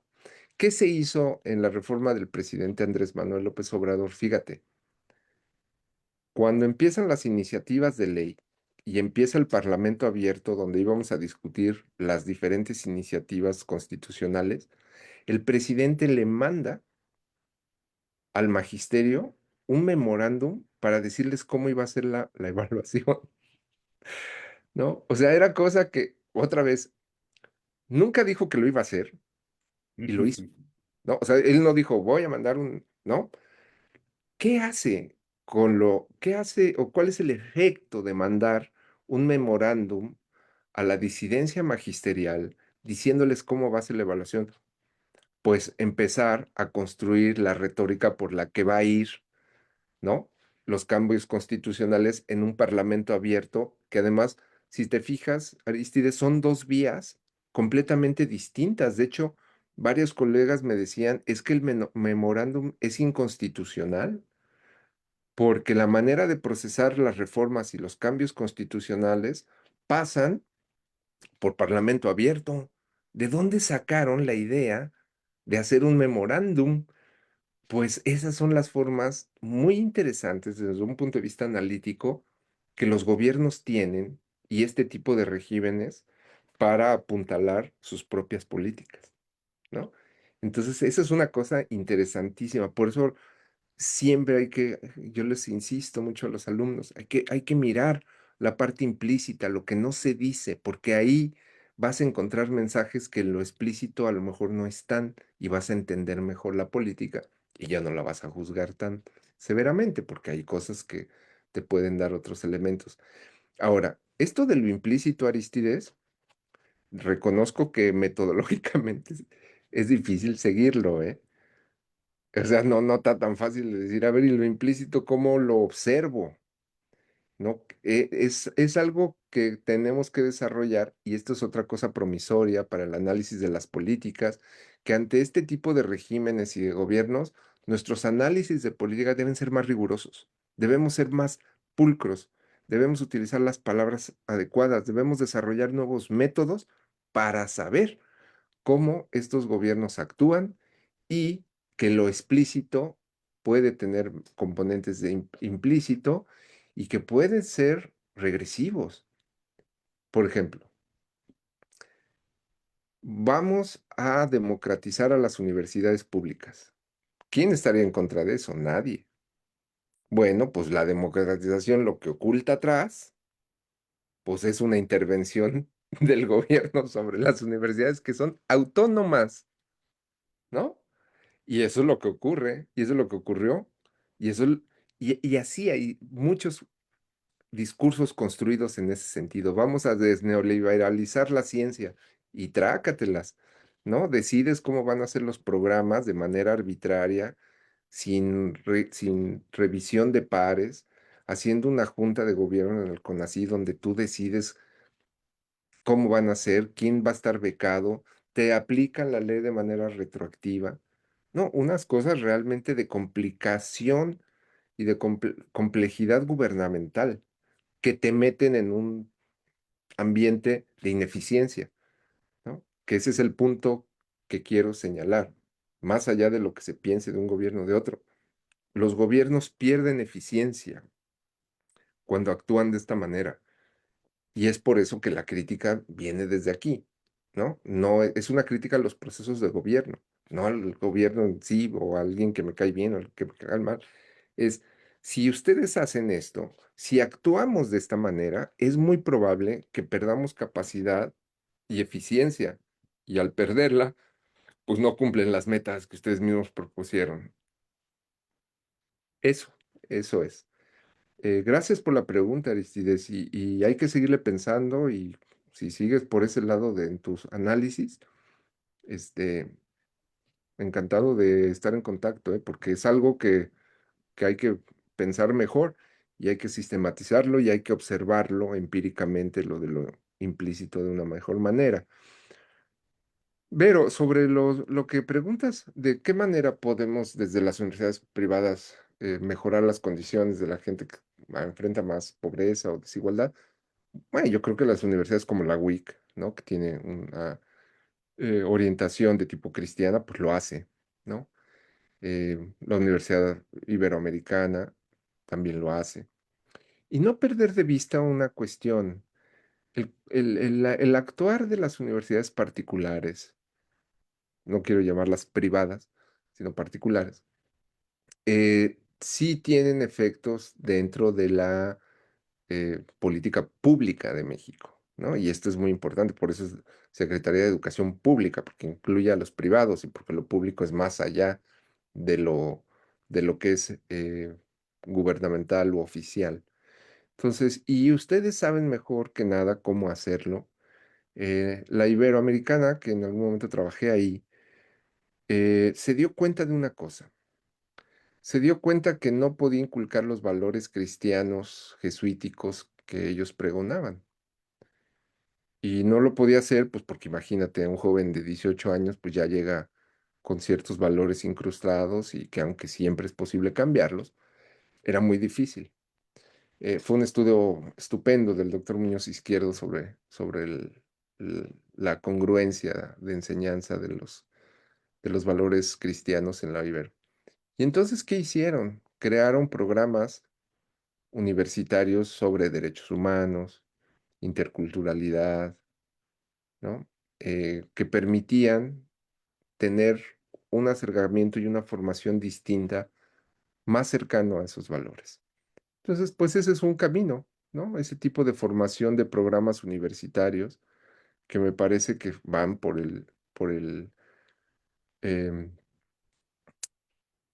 la orientación que tú buscas, u otras universidades como la Universidad Popular Autónoma del Estado del Puebla, que se da cuenta que no puede llegar a mercados de estudiantes que paguen montos muy altos como los que se pagan en ciertas universidades de allá, del estado de Puebla, y entonces hacen programas que sean de muy alta calidad, pero a precios o a cuotas pues no tan altas. Y entonces ahí generas un efecto de equidad, porque si es posible que no calificaste para entrar a una universidad pública y tienes el deseo y la capacidad de ir a una universidad privada, pero no de cara, pero te forman bien, pues hay ahí una implicación de efecto multiplicador de la equidad, porque vas a recibir buena educación y pagando no costos eh, estratosféricos. Ese es otro camino, ¿no? Y esa es la manera en cómo las universidades privadas muchas veces han tratado de acercarse a ese tipo de poblaciones, a ese tipo de problemáticas. Y muchas veces las universidades públicas, por ejemplo, del otro lado, universidades públicas como la Universidad del Bienestar Benito Juárez, en un último estudio que hace la doctora Marion Young de la UNAM, pues lo que encuentra es que aún en escuelas públicas se ofrece educación pobre para gente pobre. y abres otra vez la desigualdad, ¿no? O lo que hacían los telebachilleratos. También un estudio que hizo Carlota Guzmán de la UNAM y nuestro colega que ya no está con nosotros, Eduardo Báez, sobre los telebachilleratos. Son opciones públicas que no ofrecen calidad.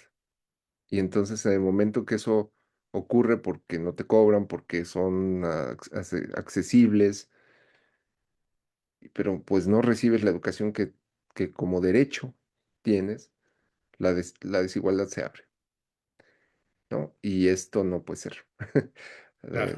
Es una cuestión que no podemos permitir. La gente que enfrenta más desigualdad es la que tendría que tener los mejores recursos, los mayores recursos para aprender al parejo de cualquier universidad nacional y mundial, ¿no?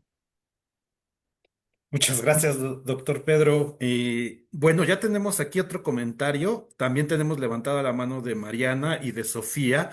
Pero antes de pasar con estos comentarios, te pregunto, Mariana, ¿hay algo en Facebook o solamente el comentario que me habías mencionado? Sí, solo el comentario.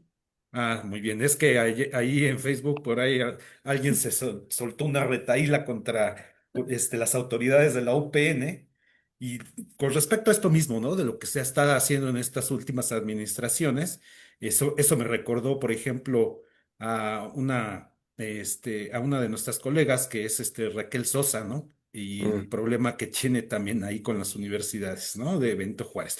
Bueno, temas bien interesantes y que también pues saltan a la luz con respecto o en comparación con lo que se está diciendo públicamente, con lo que se establece en los programas. Y bueno, aquí tenemos un comentario, una pregunta más bien en el chat que dice, buenas tardes, doctor. Soy Jesús Salazar. Interesante su narrativa, he seguido algunos de sus trabajos y los refiero en mi trabajo doctoral en pedagogía. Preguntarles desde su mirada académica en qué sustentaría en que el magisterio permeó una idea de justicia con la abrogación de la llamada reforma educativa, el aumento salarial del gremio, el nuevo proyecto de la escuela mexicana con la participación de personajes como Ángel Díaz Barriga y demás especialistas de la educación. Denoto su posición más como de oposición política a un gobierno que cuenta con el apoyo de las grandes mayorías, incluyendo a los maestros. Enhorabuena por su libro, le voy a comprar. Bueno, ahí está pregunta, comentario. Y Mariana, si gustas externar lo que tu pregunta. Sí, muchas gracias, Jorge. Doctor Pedro, pues primero decirle que es un gusto poder conocerlo. Sí tengo bien mi conexión. Ah, sí, sí, Sí. como que de pronto los vi pasmados a los dos y dije, ay, creo que se me fue el internet. Pero bueno, primero decirle que es un gusto poder conocerlo, poder estar aquí compartiendo esta charla con usted, agradecerle también y felicitarlo por la publicación de su libro. Sin duda todos los temas que ha tocado a lo largo de esta presentación me han resultado de gran interés. Aquí hice algunas notas que definitivamente en algún momento pues podré indagar más sobre algunos conceptos, sobre algunos autores, incluso sobre su misma obra. Mi inquietud es, al final de la presentación, mencionó algo de, bueno, ¿y qué hacemos, no? Ya que sabemos que pues hay cosas que se pueden mejorar, que hay cosas que en este caso algunos partidos a lo largo de la historia pues digamos que no se han enfocado en las verdaderas necesidades.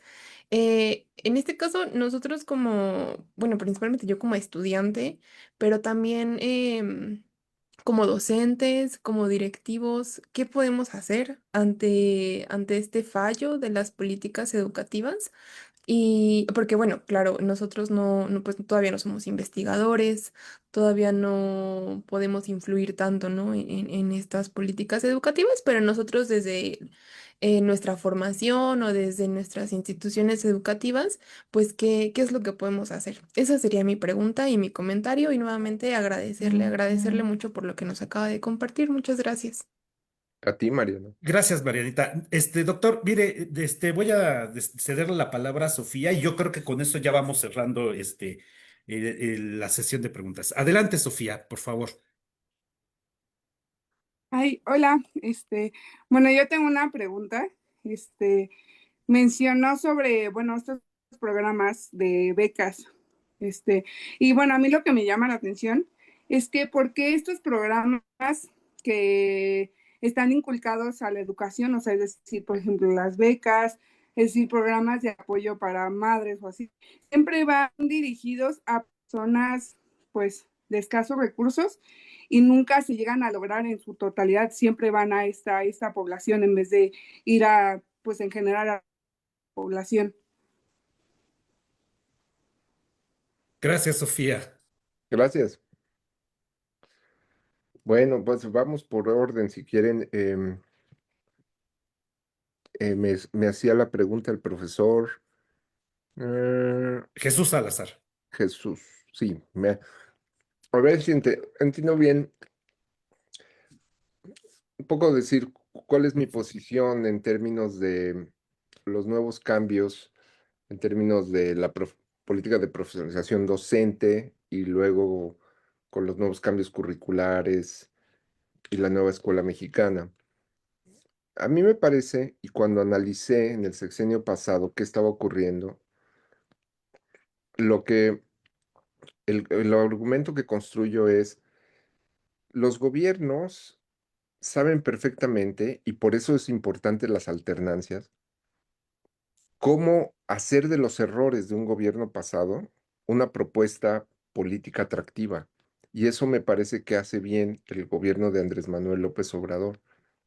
Cuando tuvimos una reforma educativa en donde la ley, aunque no explícitamente, pero sí implícitamente, afectaba a los profesores en cuestiones que a ellos les significaban cosas, era claro que el opositor lo iba a retomar ese tipo de errores, los iba a magnificar y los iba a hacer parte de la agenda, ¿no? Y entonces dijeron, ahora los vamos a revalorizar porque los otros no los revalorizaron. ¿Qué fue lo que ocurrió desde mi perspectiva?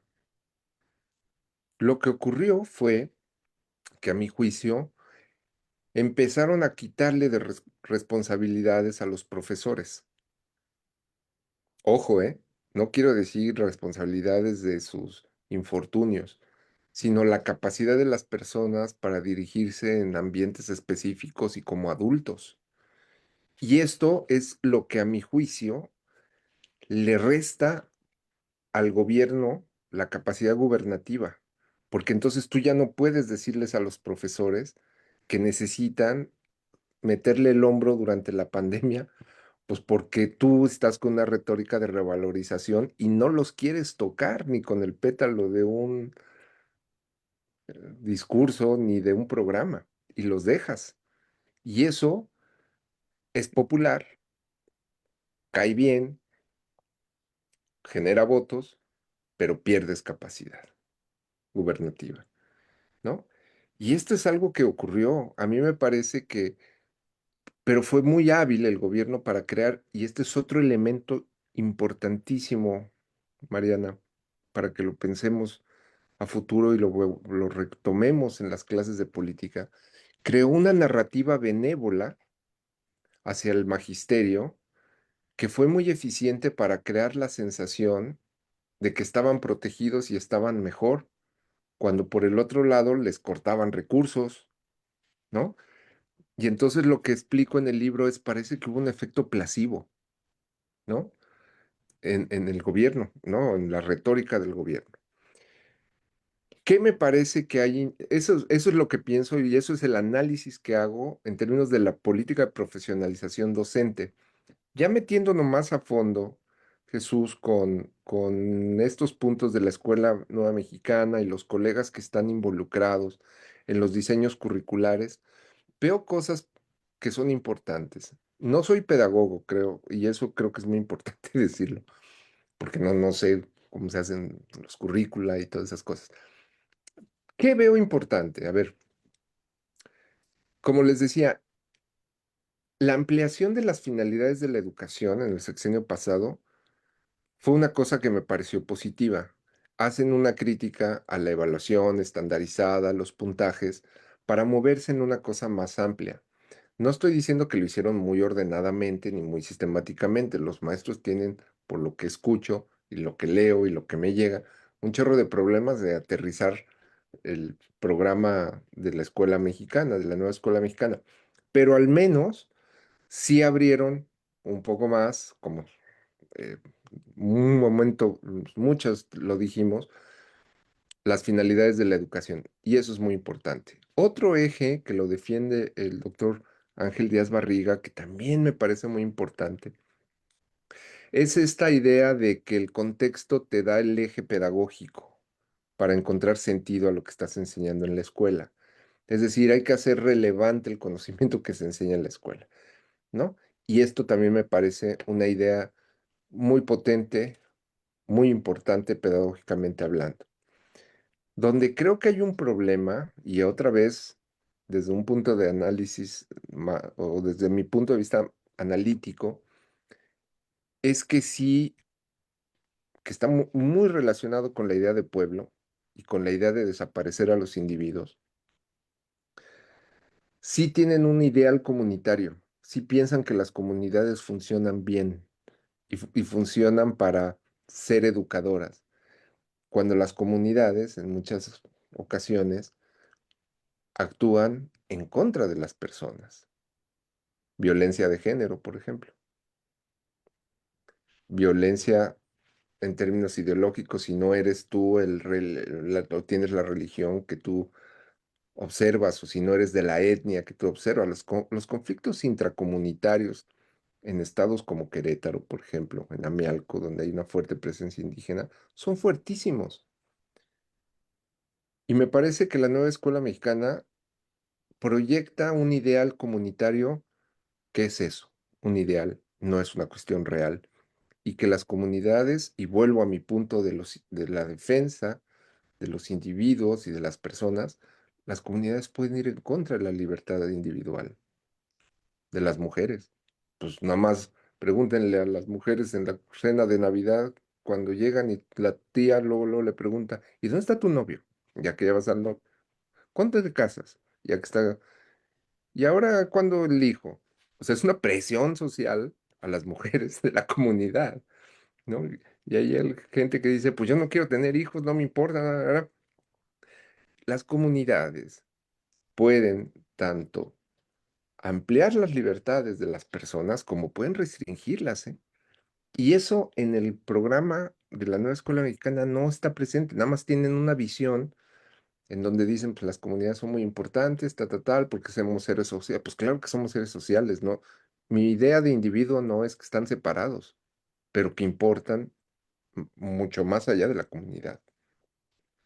Entonces, ese es mi posicionamiento con lo de la nueva escuela mexicana, estos nuevos cambios curriculares, cosas que me parece que fueron importantes y que me parece, como dije, no están muy ordenadas como para enseñar y los profesores, de hecho, me han invitado a escuelas normales a que explique de qué manera la noción de capacidades se puede aplicar en el currículum de la nueva escuela mexicana, ¿no? Porque hay una confusión terrible de qué son y para dónde van y todo. Y eso, bueno, es reflejo de esa ampliación de finalidades que hicieron un bricolage de muchas cosas y están los profesores como confundidos para dónde entrar. Pero eso es lo que diría. Más allá de muchas cosas, a mí no me interesa entrar en la parte de si estoy en contra o no de un gobierno. Todos los profesores, todas las personas tenemos inclinaciones político-ideológicas, pero como diría Virginia Woolf, eh, una escritora británica, existe algo que se llama división de conciencia y yo creo que los académicos tenemos que subirnos a toda esa eh, preferencias particulares que tenemos por hacer análisis que sean valiosos, ¿no? Y este es el objetivo del libro. Entonces, luego Mariana pregunta sobre algo que también en el libro está, que también ha generado mucha polémica y que hay que pensarlo a futuro. Yo creo que es mal tiempo para discutirlo porque no estamos en el contexto político. Incluso yo me atrevo a pensar ya tampoco en el académico para discutir este tipo de cosas. Pero como les digo, pues en las universidades podemos ser políticamente incorrectos e impopulares porque pues, la academia es impopular. ¿Qué tiene que ver con la responsabilidad, Mariana? Cuando tú dices, bueno, no somos investigadores, no somos... ¿Pero qué? No, yo creo que la responsabilidad del sistema educativo y lo que le ocurre a la educación es responsabilidad de todos.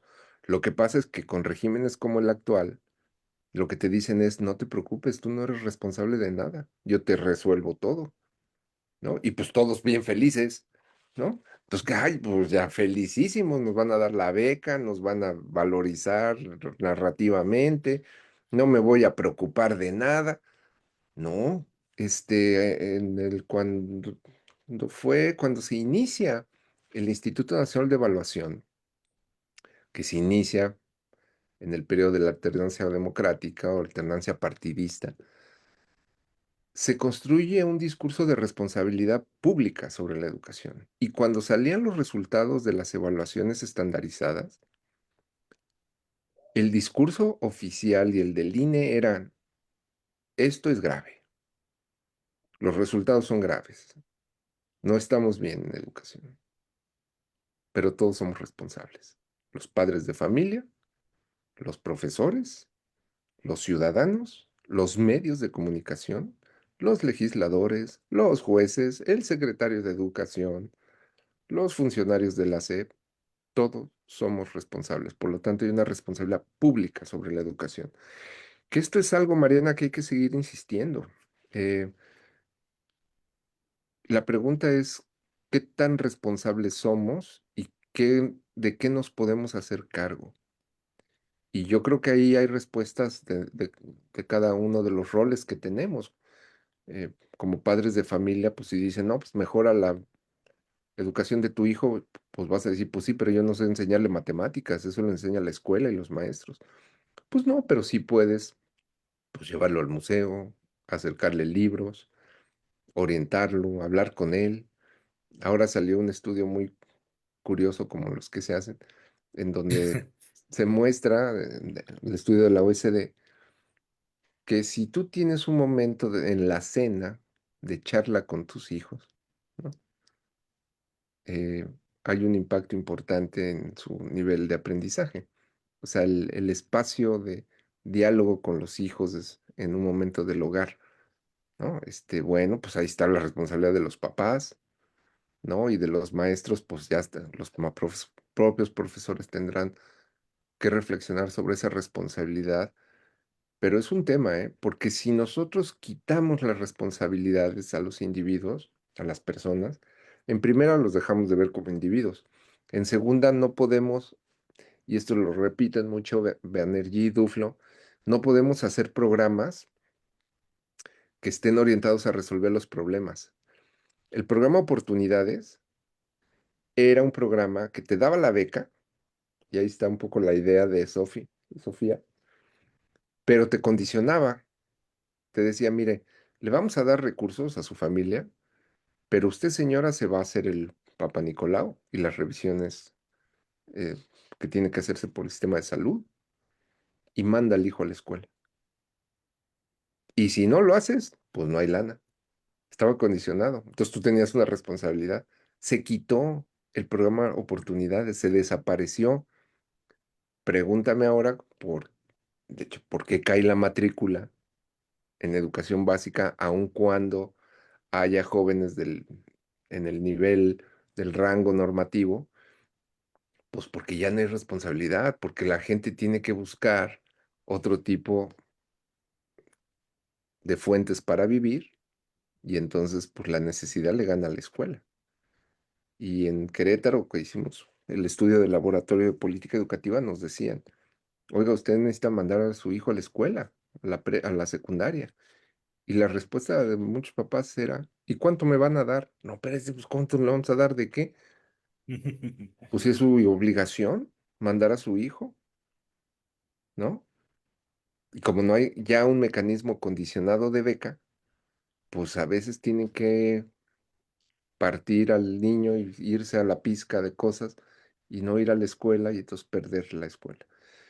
¿Cuál es la responsabilidad de los papás? Pues mandar el hijo a la escuela, pero si tienen una premura económica, ¿qué hacen?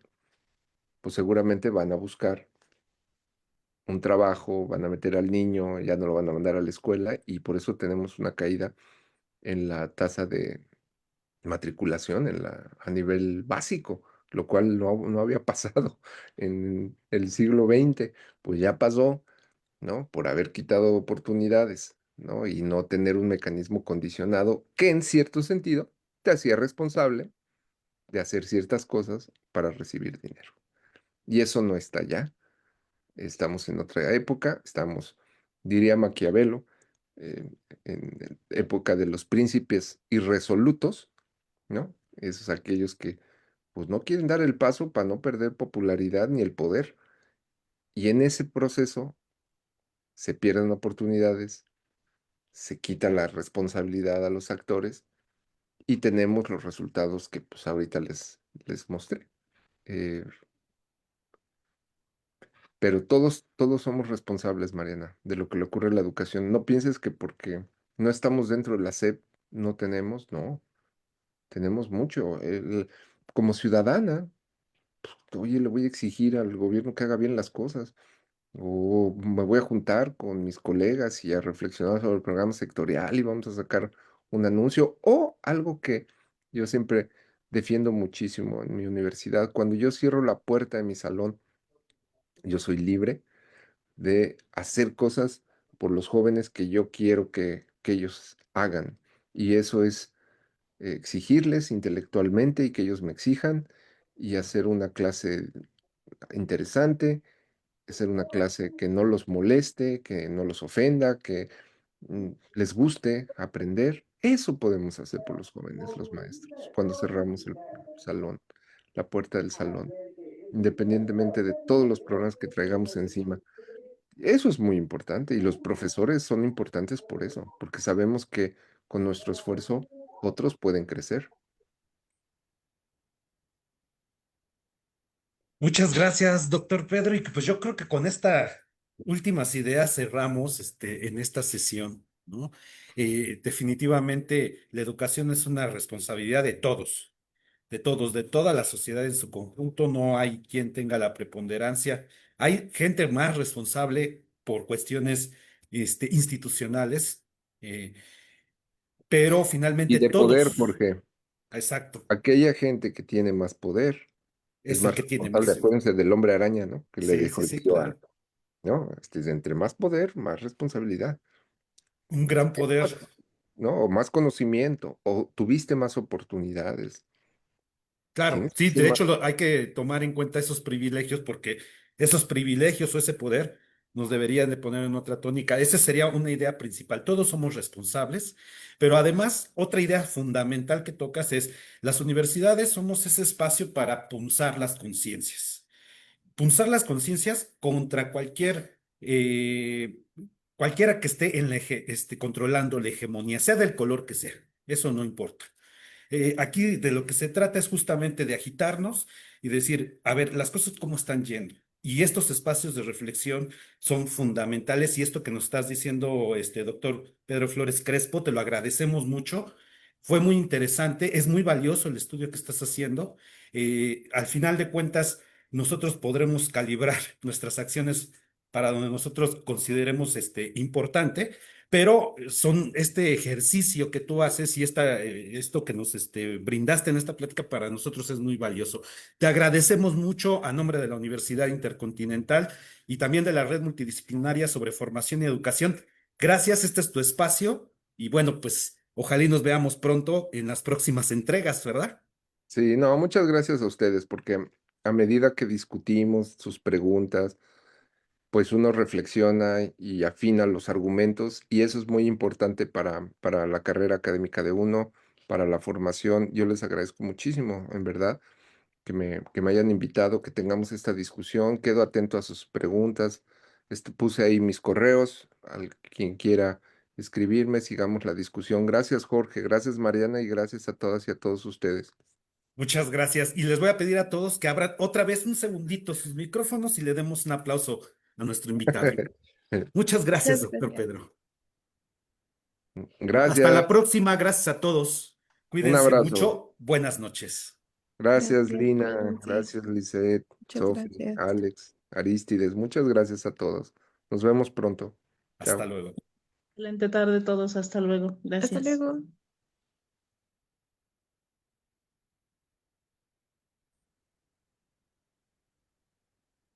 Gracias, hasta luego. Hasta luego. Buenas noches. Hasta luego. La transmisión se cierra cuando Sí, cerramos. Ah, así es. bueno. Bye, Mariano. Nos vemos. Cuídate.